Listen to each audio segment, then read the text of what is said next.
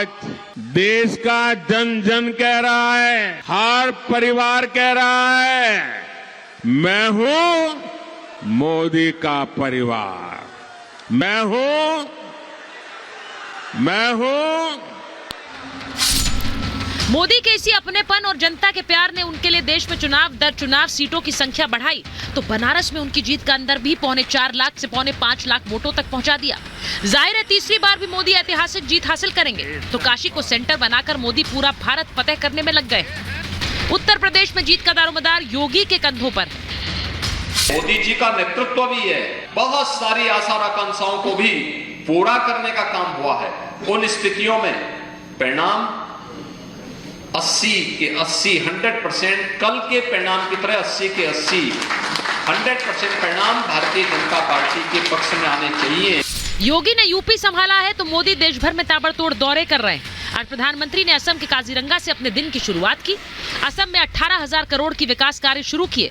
फिर वो अरुणाचल के ईटानगर पहुंचे 55,600 करोड़ की सौगात लेकर, जहां से मोदी का कारवां बंगाल की ओर कूच करता है। और उसके बाद उनका आखिरी पड़ाव बाबा विश्वनाथ की नगरी काशी, जहां पर वो सबसे बड़े 28 किलोमीटर के रोड शो के जरिए 400 पार के पथ पर आगे बढ़ रहे हैं। रात को बीजेपी नेताओं के साथ बैठक करेंगे और कल सुबह आजमगढ़ का दौरा करेंगे।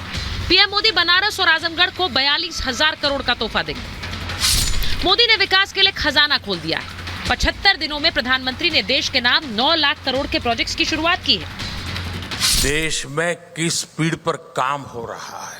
पिछले 75 डेज में मैंने करीब 9 लाख करोड़ रुपए के प्रोजेक्ट का शिलान्यास और लोकार्पण किया है। मेरे साथ बीजेपी के प्रवक्ता शलममणि त्रिपाठी जी जुड़ रहे हैं। मेरे साथ समीर चगांवकर जी हैं, वरिष्ठ पत्रकार स्टूडियो में हैं। हमारे साथ पत्रकार प्रेम कुमार जी स्टूडियो में हैं। किशोर तिवारी जी शिवसेना उद्धव गुट के नेता है। राजकुमार भाटी जी राष्ट्रीय प्रवक्ता समाजवादी पार्टी के हैं और साथ ही संजय सरकार जी टीएमसी के नेता हैं। बहुत बहुत धन्यवाद आप सबका। मैं शुरुआत सबसे पहले शलममणि जी आपके साथ कर रही हूँ, क्योंकि आज सबसे बड़ा हमला अखिलेश यादव ने प्रधानमंत्री पर किया है।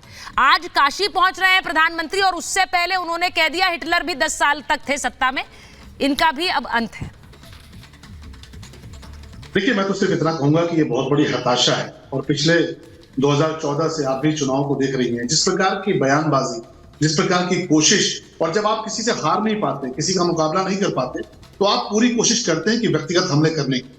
आप लालू प्रसाद यादव जी की भाषा सुन लीजिए, आप श्रीमान अखिलेश जी की भाषा सुन लीजिए, आप मणिशंकर अय्यर जी की भाषा सुन लीजिए, आप खड़गे साहब की भाषा सुन लीजिए। जिस प्रकार देश की जनता डटकर प्रधानमंत्री जी के साथ खड़ी है और चुनाव से पहले ही विपक्ष जो इंडी गठबंधन है उसको अपनी हार जिस प्रकार से नजर आ रही है, वो पूरी तौर पे हताश हो चुके हैं। और आप देखिए जिस प्रकार से उसके फिलर्स मिलने शुरू हुए हैं। इंडी गठबंधन के नेता नीतीश कुमार जी थे, साथ छोड़ दिया। आरएलडी से अपने जयंत जी थे, साथ छोड़ दिया। तमाम सारे ममता बनर्जी जी ने वही अपना बयान दे दिया। तो जिस प्रकार देश की परिस्थितियां लोग देख रहे हैं और देश की जनता जिस प्रकार से प्रधानमंत्री जी के साथ डटकर खड़ी है, मुझे लगता है विपक्ष पूरी तौर पे हताश हो चुका है। और आप हमारी नीतियों पर हमला कर सकते हैं, हमारे कामों पर हमला कर सकते हैं, हमारे विचारों पर हमला कर सकते हैं, लेकिन जिस प्रकार से पर्सनल अटैक शुरू हुआ है, ये कांग्रेस पार्टी के नेतृत्व में उनकी जो पार्टियां हैं, जो गठबंधन की पार्टियां हैं, वो सब मिलकर इन्होंने तय किया है कि मोदी जी पर हमला करेंगे।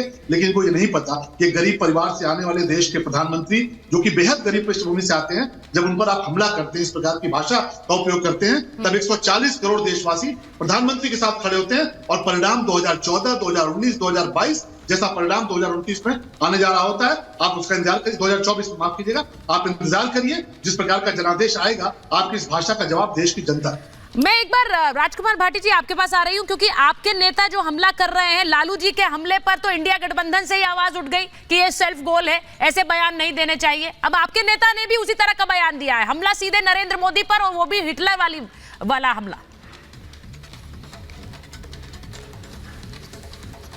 मेरा काफ़ी ज्ञान में वृद्धि हुई आपके शो में भाई शलममणि जी को सुन के, कि एक शासक के किसी के हिटलर का जिक्र कर देना राजनीति के संदर्भ में वो व्यक्तिगत हमला है।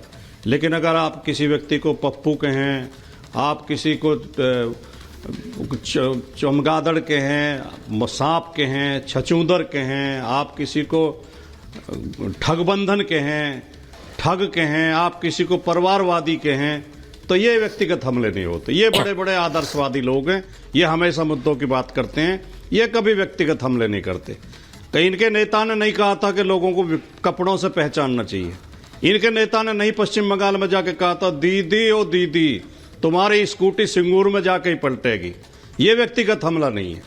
बात मुद्दों की अगर करें तो उत्तर प्रदेश में इस समय लगभग 80 लाख प्रतियोगी सड़कों पर हैं, जिनके साथ बीजेपी की सरकार ने विश्वासघात किया है, जिनके साथ धोखा किया है, बेईमानी की है।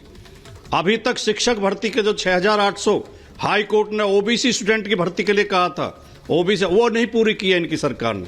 2 साल से वो सड़कों पर पिट रहे हैं। उत्तर प्रदेश में रोज ऐसी विभत्स घटनाएं हो रही हैं अपराध की। ग्रेटर नोएडा की यूनिवर्सिटी से स्टूडेंट का अपहरण होता है, अमरोहा में जाकर उसकी हत्या करके जमीन के अंदर गाड़ दिया जाता है। कानपुर में 2 सगी बहनों के साथ रेप होता है, उन पर दबाव बनाया जाता है, वो आत्महत्या कर लेती हैं। फिर उनके पिता पे दबाव बनाया जाता है, मुकदमा वापस लो, उनका पिता भी आत्महत्या कर लेता है। ये मुद्दे हैं उत्तर प्रदेश में। उत्तर प्रदेश में इस बार पीडीए खड़ा है बीजेपी और एनडीए के सामने। पीडीए के साथ जो भारतीय जनता पार्टी की सरकार ने अन्याय किया है, उनके हक मारे, उनके साथ बेईमानी की है, उसका जवाब इन्हें चुनाव में मिलेगा। और ये जो नारा दे रहे हैं अब की बार 400 पार, इन्हें उसमें थोड़ा चेंज कर लेना चाहिए। इन्हें बोलना चाहिए अब की बार 400 हार, 400 सीटों पे ये हार। नया नारा दे दिया है राजकुमार भाटी ने, अब की बार 400 हार जीतेंगे ये खुद। हाँ, अब की बार 400 हार। आपने नया नारा दिया है। जी। मैं तो 400 हार, ठीक है, आपने नया नारा दिया है, लेकिन मैं उन सीटों में इंटरेस्टेड हूं सर, क्योंकि आपने भाटी जी शायद देखा हो, मैं 3 सीटों की बात कर रही हूं। मैं यूपी की 80 सीटों पर बात नहीं कर रही हूं, लेकिन जो बड़ी सीटें हैं, जो हाई प्रोफाइल सीटें, अखिलेश जी की सीट से लड़ रहे हैं, राहुल गांधी लड़ेंगे कि नहीं लड़ेंगे? रायबरेली से प्रियंका गांधी उतरने की क्या पार्टी उनको उतारने की हिम्मत दिखाएगी? मैं सवाल ये पूछ रही हूं, क्योंकि अमेठी के बाद अगर रायबरेली हार गए तो ये कितना बड़ा एम्बैरेसमेंट हो सकता है। क्या ये वजह है कि अभी तक कोई अनाउंसमेंट नहीं हो रहा है? आज काशी जा रहे हैं नरेंद्र मोदी, आज काशी जा रहे हैं, और लोग वहां ये नहीं कहते कि जीतेंगे कि नहीं, वहां कहते कितनी मार्जिन से जीतेंगे। ये आप इन नेताओं के बारे में क्यों नहीं कहते? मैं जल्दी से जवाब दीजिए, फिर मैं स्टूडियो में आऊंगा। भाटी जी जल्दी से। नहीं, जहां तक अनाउंसमेंट का सवाल है, हाँ। देश में 2024 लोकसभा चुनाव के लिए सबसे पहला अनाउंसमेंट समाजवादी पार्टी ने किया, प्रत्याशियों की सूची जारी की।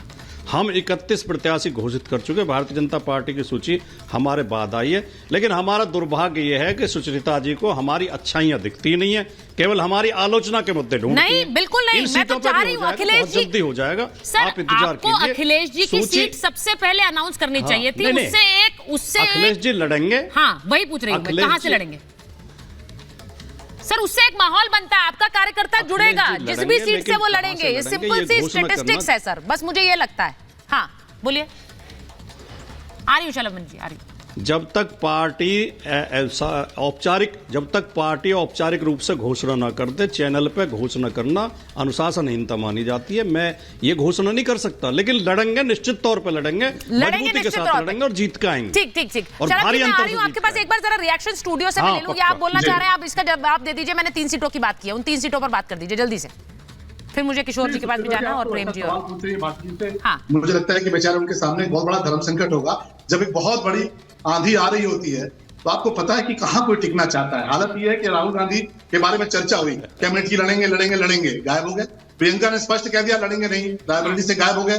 और समाजवादी पार्टी में आप किससे पूछने जा रही? समाजवादी पार्टी कहां से जवाब देगी? इनको दिख रहा है कि मोदी जी की आंधी आने जा रही है। 400 सीटें हम नहीं कह रहे, लोग कह रहे हैं कि अब की बार 400 पार है। तो आज हमारे भाटी साहब स्टूडियो में बैठ के कुछ भी कर रहे हैं, पर पिछली बार जनता ने इनको इनोवा पार्टी में तब्दील किया था। भाटी साहब को 5 लोग जीत के गए थे, और उसके बाद बाई इलेक्शन आते आते इनोवा पार्टी से ई रिक्शा पार्टी में तब्दील हो गए। केवल 2 या 3 बचे, तो इनको पता है कि वो 2-3 भी नहीं बचने वाले। जबरदस्त आंधी है उत्तर प्रदेश नहीं, पूरे देश में मोदी जी को लेकर जबरदस्त लहर है, और 400 सीटें से ज्यादा सीटें